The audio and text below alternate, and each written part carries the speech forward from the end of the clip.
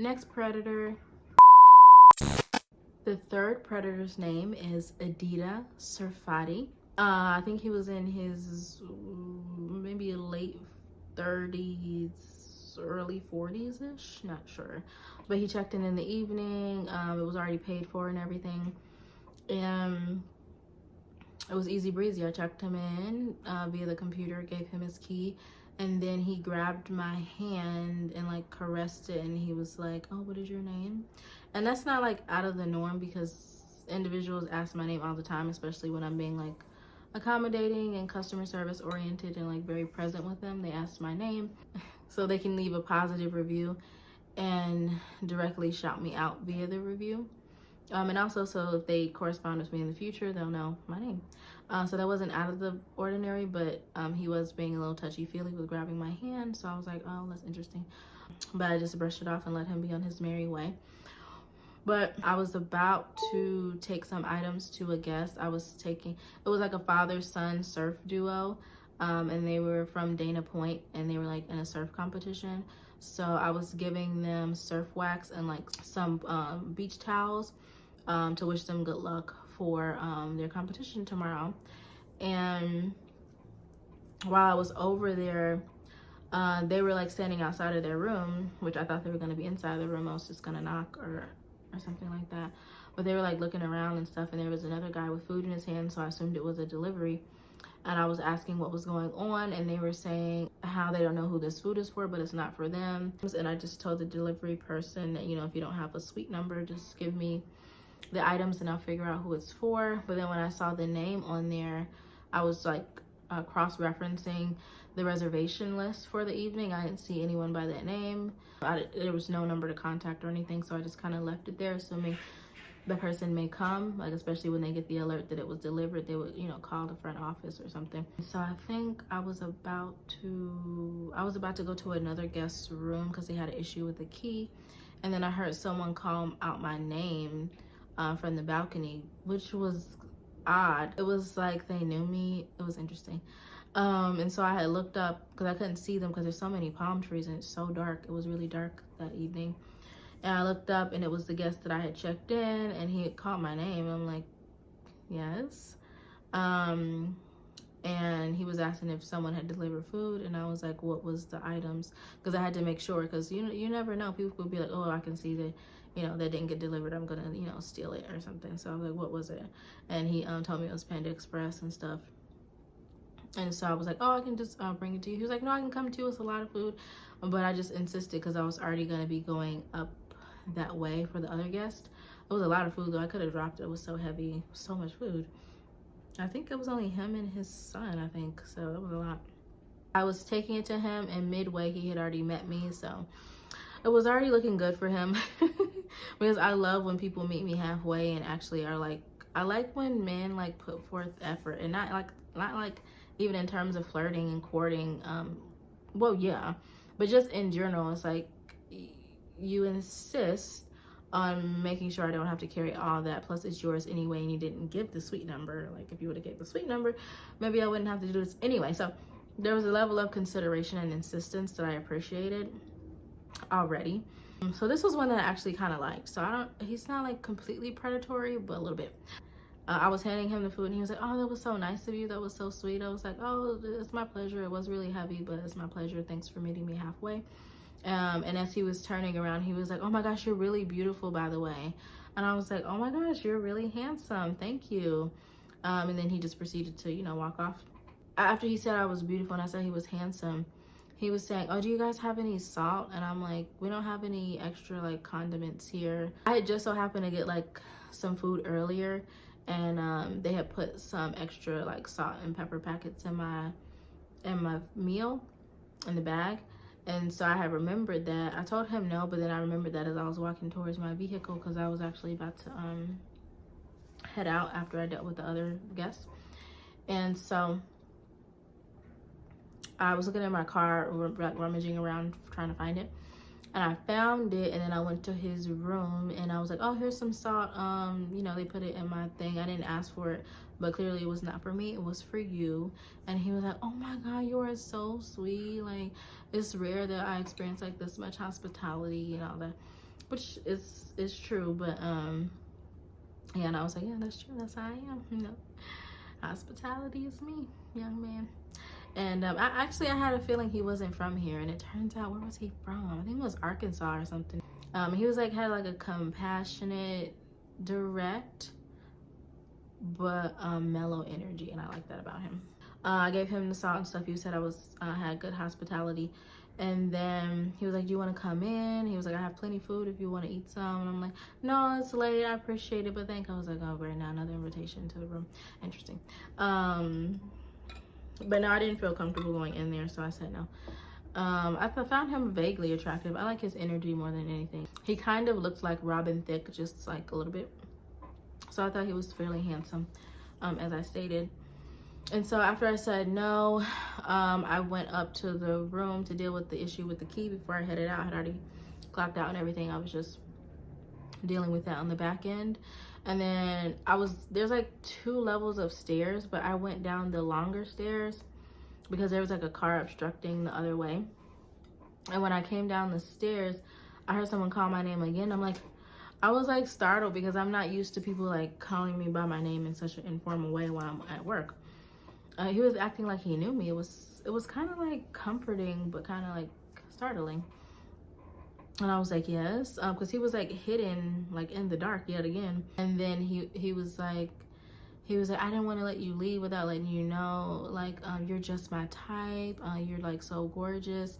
And I was like, wow, I like your approach. That is so beautiful. He literally took my hand and he kissed it, as he was saying I was just his type. Like, I don't know if I was just his type like for tonight, like most likely because he's traveling, or I'm like, am I like just his type of like the women he dates? Like, I don't know. I don't care, but I was just contemplating. Then he gave me his number because he said he wanted to you know, connect with me outside of the premises, and I was like, okay, here we go, exactly, because I'm not going into your room and having a free-for-all. I'm not. The paper, it said Diddy, and I'm like, okay, what's up with that? So I'm like, so is that your nickname? And he was telling me his name is Adida, which is, I think he said Hebrew for a friend of God. And I was like, okay, I'm interested in meeting a friend of God. That is beautiful. That is darn beautiful. Okay.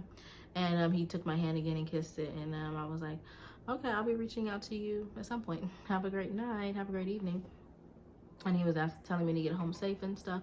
So I was feeling a bit comfortable. Like, I was feeling a bit more in alignment than I usually feel. So I'm just giving things a chance, because you never know where you're gonna meet the man of your dreams, or your husband, your companion, your soulmate, your life partner. You never know. So I try not to be too closed off, because you literally never know.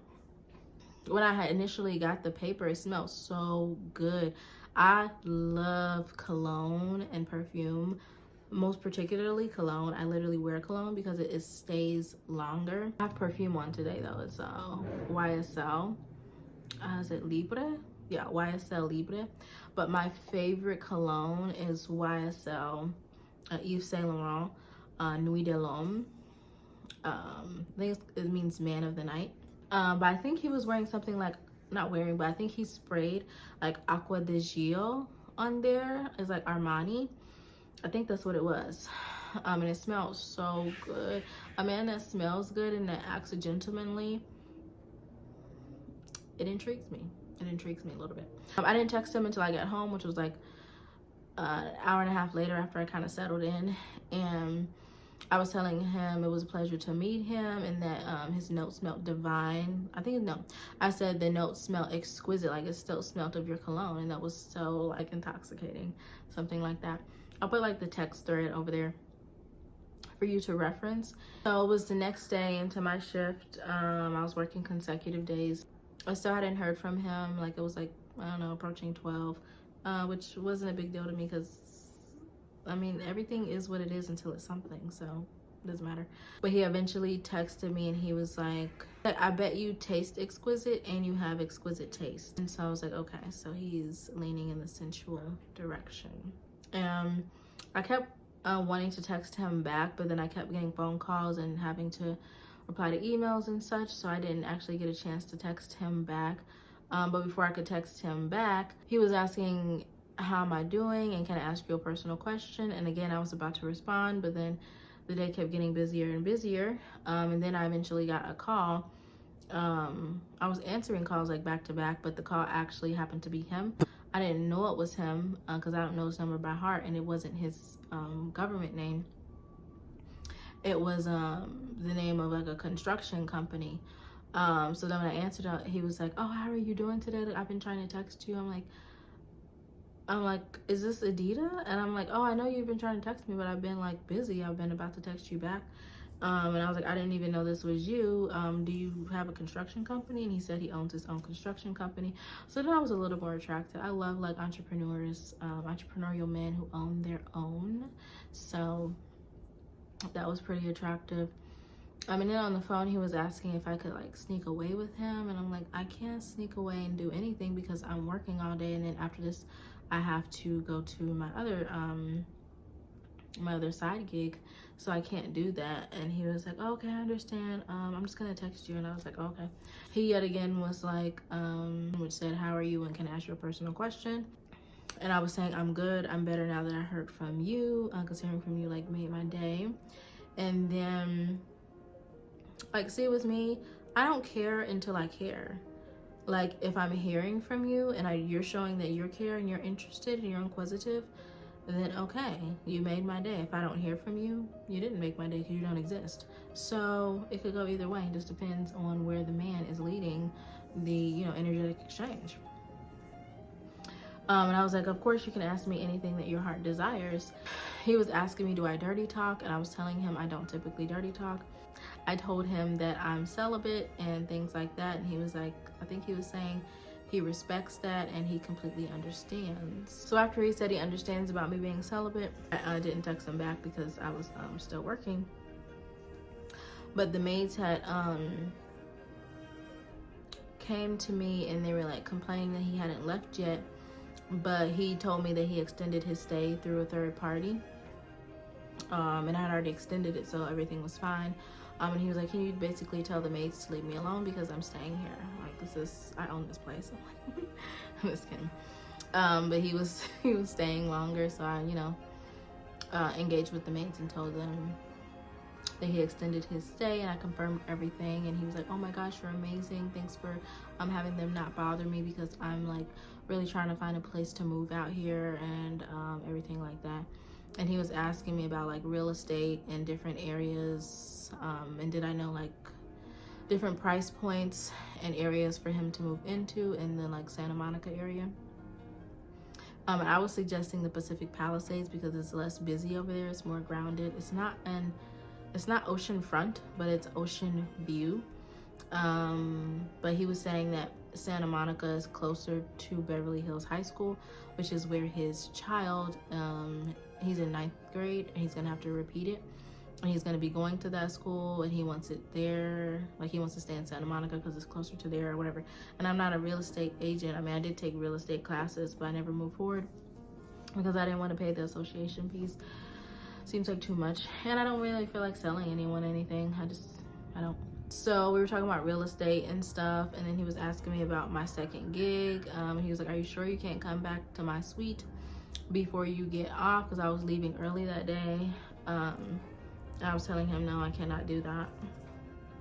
And I was like, well, maybe, once you get your place, maybe we can like go on a date and maybe I could see you there. And he was like, saying he wasn't going to move there for quite some time because he's from Arkansas and he's just kind of like browsing and looking for things right now. And he was saying that he was like, your kindness, because I told him I would still like look for places, like just like in my spare time. I never got a chance to, but I told him I would look for places. And he was like, wow, you're so kind, like your hospitality, like he was repeating that I had great hospitality and customer service. And my level of kindness is like something he doesn't typically experience, and he was like he wished his baby mother was like that because she's not like that. She's basically low caliber to a certain extent. I don't know if he meant like emotively or monetarily or like as a wife, like as a partner, or what he meant. So basically he was kind of like downplaying her but still like boosting me, and I don't really like that. I don't like to be boosted at someone else's expense. That's not cute. And it's not appropriate, and it's not gonna work. So he was saying he wanted to bring his kid there and stay like in Santa Monica so he can stay grounded and focused, even though he's frustrated that he has to repeat the 9th grade. So he was like spilling his heart out to me, and I was just listening and saying like, oh my God, that's so great that you care about your son and you want to keep him balanced and everything. So he then started to say he didn't want to deceive me and that he actually needs like all the support he can get. He was like so pleased with my level of like respect and kindness that he apologizes for coming at me so candidly, and he didn't want to like deceive me into sleeping with me when his circumstances are kind of like up in the air and he's not really in a good place. So I actually respected him out of all of them because at least he was transparent, you know, and he wasn't trying to force me or make me feel uncomfortable or he didn't feel entitled. He felt entitled initially, but he didn't continue it given the fact that I was telling him I'm not moving forward in that way with immediacy like you desire. So I really actually did respect his approach and his transparency and his accountability for approaching me so candidly. So that was actually refreshing, and he may just very well be a friend of God. I mean, we all are. We just have our own nuances and ways of getting through life. I mean, some people are really shaking hands with Satan, so it depends. God is always willing to reach his hand out to his children. This is what I'm saying. It's just up to you to lean in that direction or not.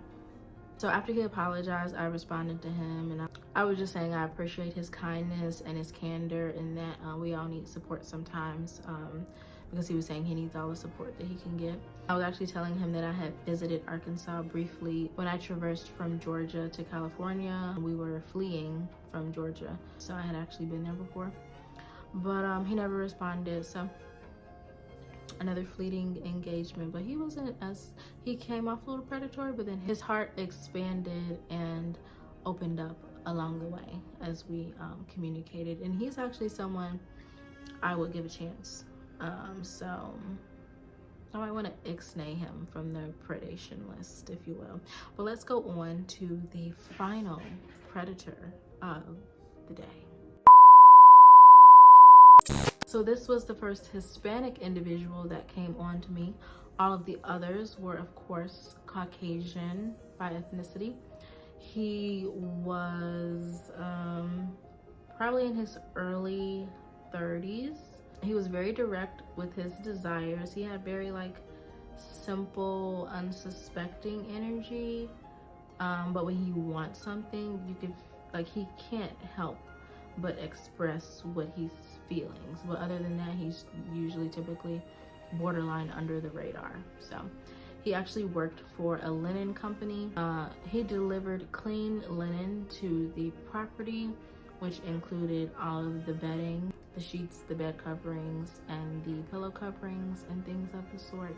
And typically there's another individual that delivers our linen, but he was covering his shift today, so I had never seen him before. So this was a pretty slow day on a Friday in the afternoon, and I was in the back office attempting to put some correspondence together for a guest. I heard them say hello, so I assumed it was a guest because I wasn't expecting the linen person, because the linen person has the key to the linen closet, but since he was covering for the official linen person, he needed the master keys to get into the various doors. His eyes immediately lit up, so I could tell he was attracted to me without him even verbally stating it. He just mentioned that he needed the master key, and I went to obtain it and allow him to follow me as I opened the doors for him. So after I got the master key, I ended up walking out of the office door, asking him to follow me while I locked the door and put up a sign stating that I will be back shortly while I tend to other matters. And as soon as I finished locking the door, he stared in my eyes and he was like, "Oh my gosh, you're so stunning. Like, I'm really attracted to you. You're so gorgeous." And I was like, "That is so sweet. You're quite handsome yourself." Because he was decent looking. He was like on the verge. But I'm really an energetic person, so as someone's energy develops before my eyes, my attraction potentially rises. Then he asked what my name was. I told him what it was. My name is like the name of like a precious stone. And he was like, "Oh my God, that makes so much sense. You're as pretty as a precious stone. This is amazing." And then you could tell he almost wanted to like grab me. I could tell like by his energy he didn't. But I have had Spanish men in particular like grab me. I was like at the gas station pumping my gas. He didn't offer to pump my gas nor buy my gas, but he came like near me and he was like, "Oh, I like your outfit. You look nice today." I was like dressing very professional with like a trench coat and everything was like coordinated head to toe. And he was like, "You look so stunning today." And then he immediately like hugged me and like grabbed me and he was like, "Oh, I want to get back in the back of your car." I'm like, "Can you stop touching me, please? Like, I don't even know you." And I was looking like I wasn't showing no cleavage. And mind you, on this day too, no cleavage. I had on like a turtleneck. I was showing no skin like a monk. Like, only thing you could see was my face. And even the trench coat that I had on that day when the linen person came in, it was like a chiffon trench coat and it was covering like all my arms. I was only showing like a peekaboo of my toenails and my face. So I don't know what he was lusting after. And even on the other days where the other men came, I was not showing any cleavage or like my body is not accentuated when I go to work. I wear like pretty conservative, like reserved outfits. Maybe the colors may be loud on certain days, but that's why I'm like, it must be an energetic thing because I'm not like alluring in that way. So yeah, he seemed like he wanted to just reach out, maybe even consummate the connection right there on the ground. Like it was giving that, it was exuding that type of energy. So when we were walking like along the property, I walked past the office and then his huge linen truck was like on the street, and then I had to walk like up a hill towards the linen closets. And I was like, "Oh, you can get your linens while I go unlock it," because it takes a while to unlock, like go up to all the different floors and unlock it. And he insisted that he would just follow me, and he was just asking questions about working here, how long I worked here, my background. I was telling him forensic psychology, and things like that. He was saying that he wanted to like see me again. Like he was like, "Once I finish this, I would love to see you again. Even if I don't see you again, I would love to like send you coffee or breakfast, like to make sure you eat and that, you know, your day is off to a good start." And I was like, my attraction's rising, young man. You care about my well-being and my sustenance. You're getting more attractive by the second as you keep speaking, okay? And so I actually said that like I'm extremely direct for the most part. Unless someone's being really manipulative, I'll reserve my energy from being direct because I'm not about to go back and forth confrontationally engaging with you. I'm not gonna do it. I use discernment with my directness. And so I was like, "Well, you're literally saying all the right things, so I don't know, we'll see." Then I was unlocking one of the closets and then I had a lot in my hand. I had my phone in my hand. I had the master key set in my hand. Putting the door in, like my phone fell. It was about to fall. And then he was like, "Oh, I can hold that for you."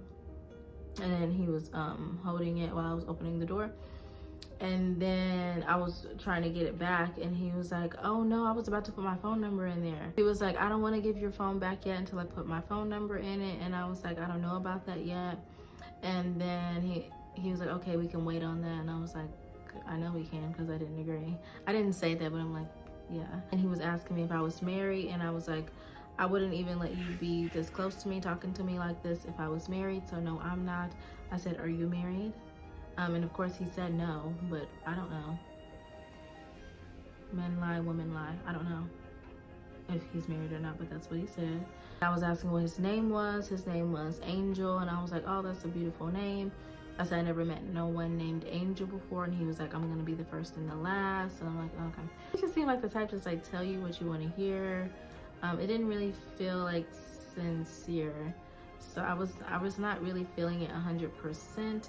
But he was saying things that sounded pleasing, like caring about my well-being in terms of like eating and starting my day off right and things like that. And then he was saying he wants to spend time with me outside of work, in terms of like taking me out on a date. And he said he's willing to travel the distance. Like I was telling him I live far from him because he lives in Ventura County and I live in LA County, even though I do want to move to Ventura County. I really want to move away from California, but I would like to move to Ventura County in the event that I stay here for a long duration. And he was basically saying things that I would like someone to say to me, because I've gone the distance before and I've done thoughtful things before, so it's like if I can do it, a man surely can do it. And so I was telling him, like, you're saying all the right things, like those are really like thoughtful notions and things like that. So we went back to the office after I opened up all the doors and things, and he was saying that he needed my signature. And I was like, okay, I'll see you, once you finish everything. He was like, yeah, because we're not done here.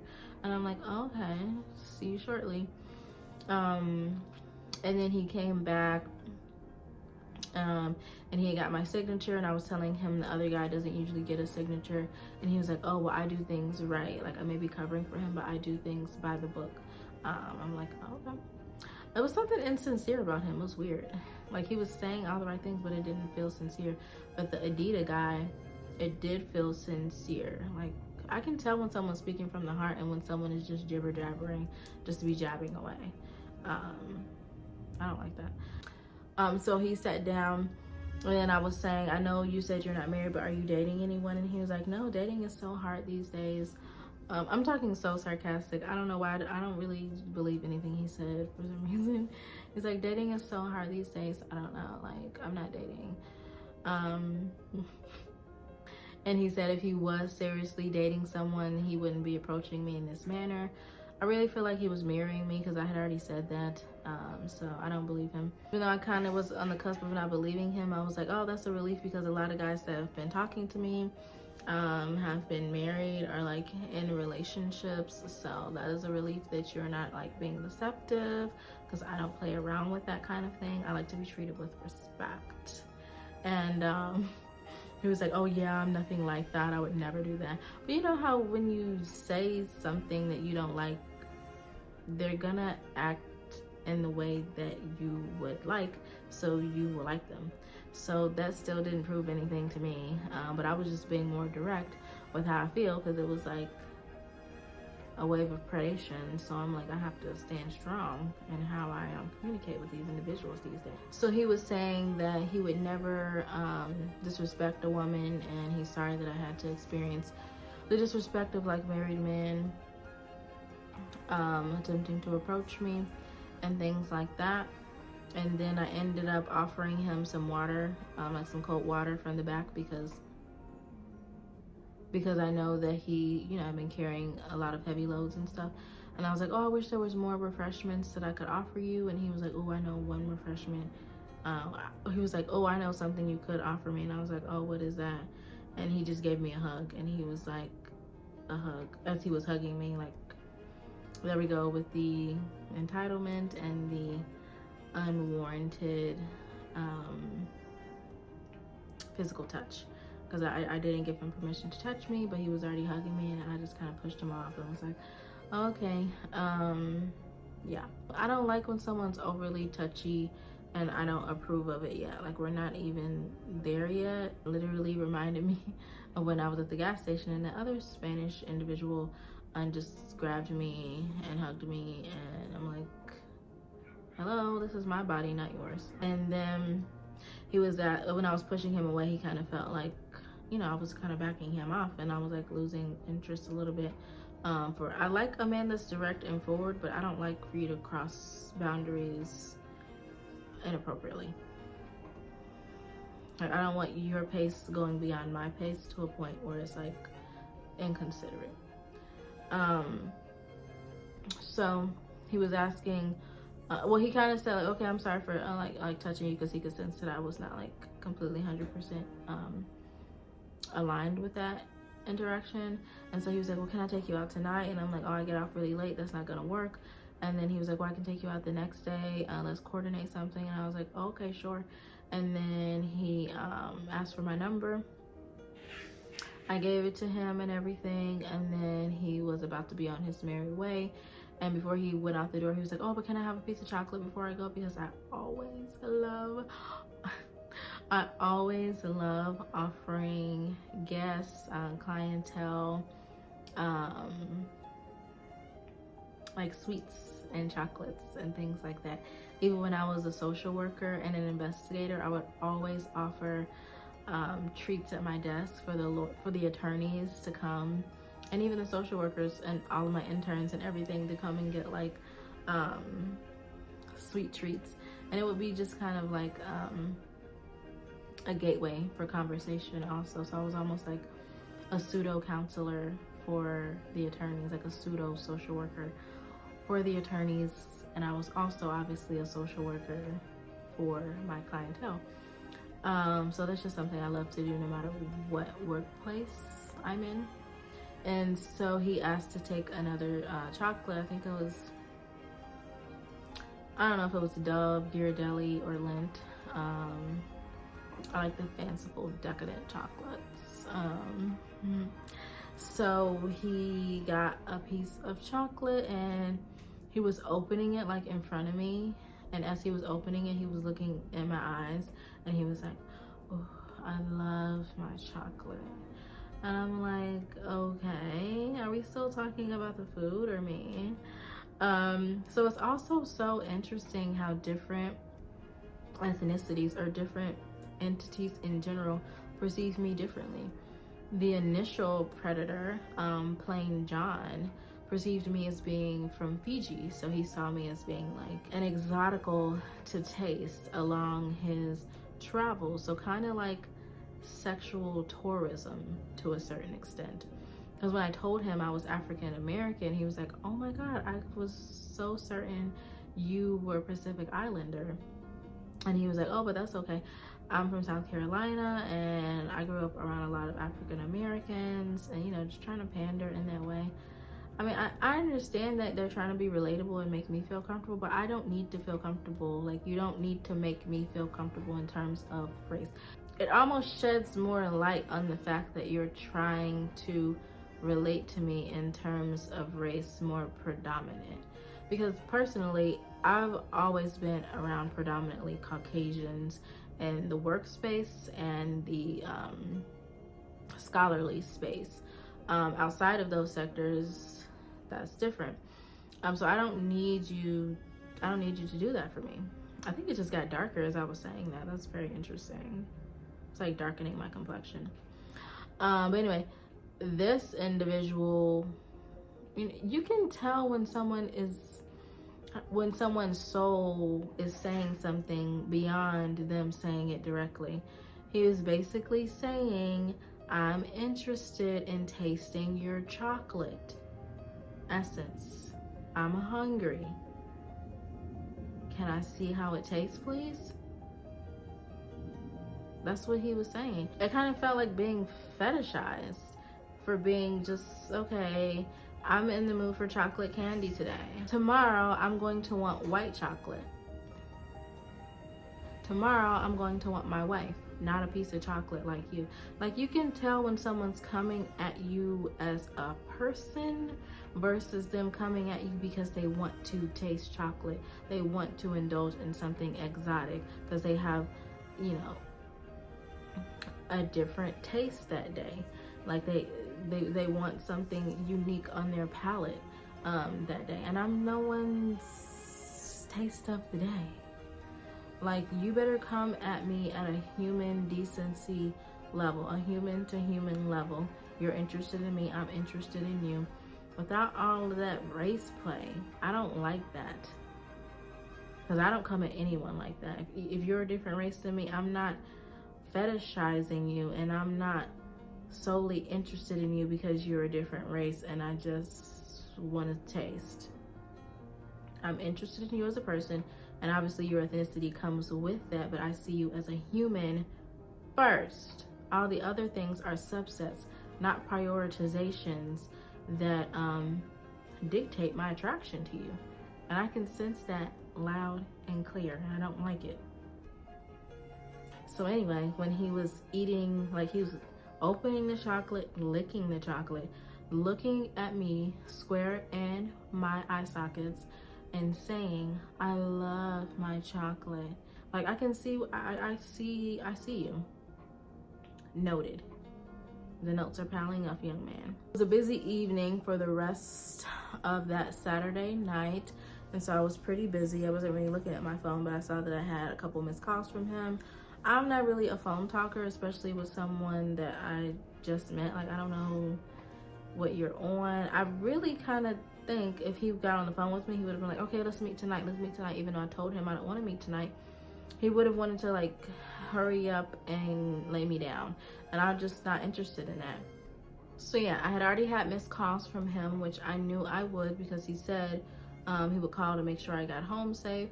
And he said, good night, beautiful. So he was like on the verge. Like he was saying things that I like to hear, but it wasn't coming from a sincere place. But he was also doing things that were unbecoming and distasteful, to be quite honest, like subtly distasteful to me.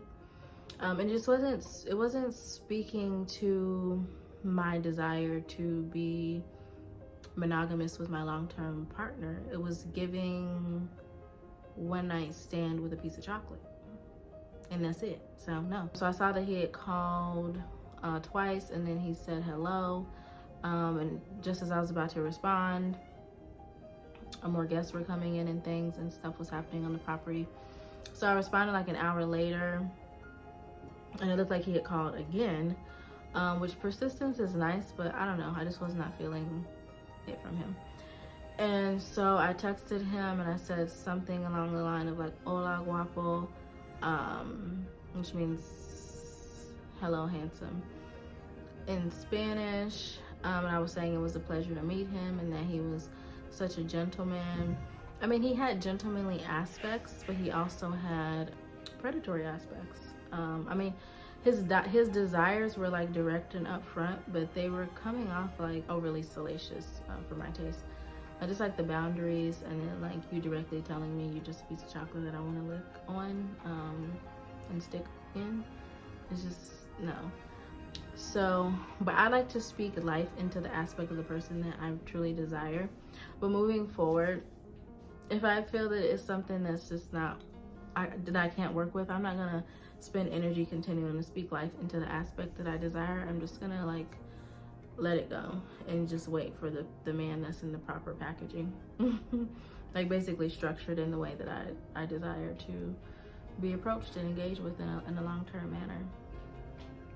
So when I was saying hola guapo and I was saying like such a gentleman, I was speaking to that gentlemanly aspect of him, full well knowing that he had that other aspect of him. In any event, after I sent that text, he never responded. I don't know if it was a language barrier, if it was my demeanor, or if it was simply that I didn't call him back and he rather speak on the phone than text, because he didn't want to leave like a trail, because he did specifically tell me don't tell the main linen guy that I was flirting with you and talking to you like this. Like maybe he thought if he had a text trail that it can be tracked, that he was like sexually harassing. Sound like an earthquake. It's really windy.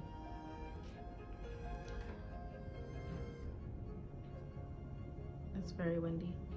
The winds of change are here. Winds of opportunity. The divine winds of opportunity are rolling in. But yeah, he specifically told me don't tell the main linen guy that he was flirting with me, because he probably didn't want to have a trail so that it can be proved that he was sexually harassing me, basically, or whatever he's thinking. I don't know. But in any event, if someone's actually interested in you, wouldn't they follow up with you like the next day? I have a feeling he was married with kids. I have a feeling he straight lied to my face. And he was talking a good game, but he felt disingenuous to me, like, wholeheartedly. Even though he was direct, it was no power behind it. Like, he felt weak to me. So that's not what I'm looking for at all. But in any event, if you were interested, when you follow up the next day, like you're saying you're gonna send me coffee and food, I have not eaten. I mean, I have, because I feed myself, but hypothetically, where's the coffee and where's the meal that you said, you know, you want to take me out, you want to send me food, and you want to send me coffee? Nothing. So therefore, you're just talking, just like I thought. Because I didn't block him. I didn't do anything. I just never heard from him again. To be honest, I didn't block any of them.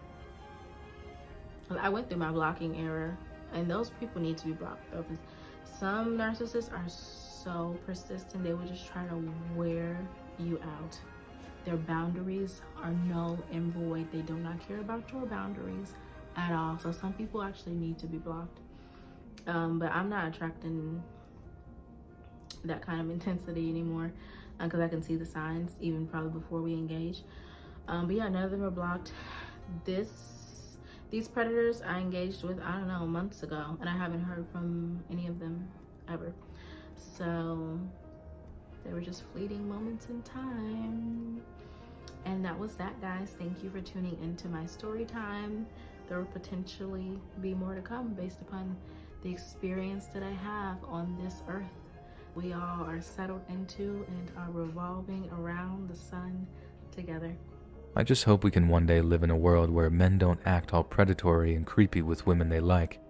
Like, it's so counterintuitive to what we want in a man. I wish they just understand that. But till then, I suppose all we can do is be safe and hope we never run into that one sick psychopath that won't take no for an answer. Don't ever show a soft side or seem like you're playing hard to get. If a guy shows you any unwanted attention, either completely ignore him or make it clear that you'll just call the cops. Heck, carry a stun gun or pepper spray if you're legally able to in your state, and just show that SOB that you're carrying so they leave you alone. I just don't want any other girl to go through what I went through. I would definitely have to say those in power, that want to abuse it and get off on abusing it, definitely plot on their prey, and you have to be willing to sacrifice anything that you think you might benefit from, a career, etc., and say no, period, and learn how to do it yourself. I said, no, I'm good, thank you. No, thank you. Okay, so sometimes that doesn't translate as far as what you are allowed to have, what you have access to. You will be blackballed, you will be talked about, you will be shitted on, you will be rumored about, but you have to stand strong on what you don't care for. It's not that serious to me, if I have to sell my soul. And people will still try to manipulate, the perception of you regardless. But as long as you can go to bed at night and look in the mirror and be happy and say, thank God, I've been kept. I'm still solid on who I am as a person. I understand that I might have sacrificed something in the physical world, but the spiritual world is not worth it. You're okay. You don't need to do anything. What you need to do is protect every part of your life, your spirit especially.